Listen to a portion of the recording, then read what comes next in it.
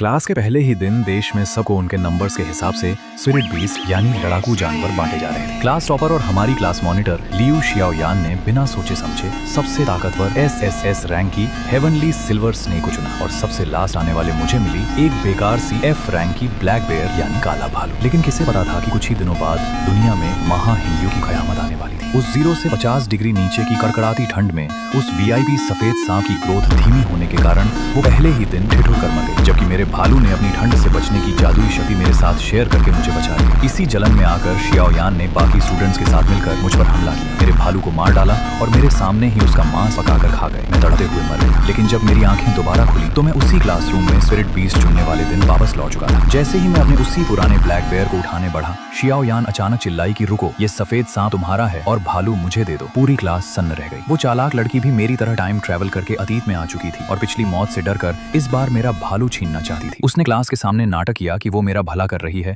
और सब उसकी तारीफ करने लगे। मैंने चिढ़कर जैसे ही उस सफेद सांप को वापस उसकी तरफ फेंकना चाहा, तभी उस नन्हे सांप ने अचानक मेरे हाथ पर काट लिया और देखते ही देखते मेरे और उस एसएसएस रैंक सिल्वर स्नेक के बीच जीवन मरण का खून का अटूट कॉन्ट्रैक्ट साइन हो गया। लोग सोचने लगे कि मैं नाटक कर रहा था और जानबूझकर सांप को हड़प गया। शियाओयान ने हंसते हुए उस भालू को सीने से लगा लिया। उसे लगा वो जीत गई, लेकिन तभी उस खिलौने जितने छोटे ब्लैक बेयर ने मेरी तरफ देखा और अपनी आंखें 2 बार झपकाईं। 2 बार आंख झपकाना पिछली जिंदगी में मेरे और मेरे भालू का एक सीक्रेट कोड था, जिसका मतलब था कि मुझ पर भरोसा रखो। भाई साहब, मेरे पैरों तले जमीन खिसक गई। मेरा वो सीधा साधा भालू भी री-इनकारनेट होकर वापस आया था और वो बाहर से जितना सीधा था, अंदर से उतना ही बड़ा शातिर और मास्टरमाइंड था। तभी मेरे हाथ में लिपटे उस छोटे से सांप के अंदर से मेरे दिमाग में एक घमंडी लड़की की आवाज गूंजी कि मैं कोई कचरा नहीं हूँ, मेरा नाम लिंग शुआंग है और चाहो तो मुझे क्वीन कह सकते हो। वो शियाओयान की आत्मा को बदबूदार कह रही थी, इसलिए उसने मेरे साथ कॉन्ट्रैक्ट किया था। तभी क्लास में शियाओयान ने भालू के साथ अपना कॉन्ट्रैक्ट मैजिक सर्कल एक्टिवेट किया। वो खुश थी, पर उसे नहीं पता था कि उस शातिर भालू ने चुके से उस मैजिक सर्कल की 2 लाइनें बदल दी थी। कॉन्ट्रैक्ट बराबरी का नहीं बल्कि मालिक और गुलाम का बन चुका था, जहां भालू मालिक था और शियाओयान उसकी गुलाम। मैंने टेबल के नीचे से अपने पुराने यार को थम्स अप दिखा दिया। मैंने अपने हिस्से के सारे जादुई फल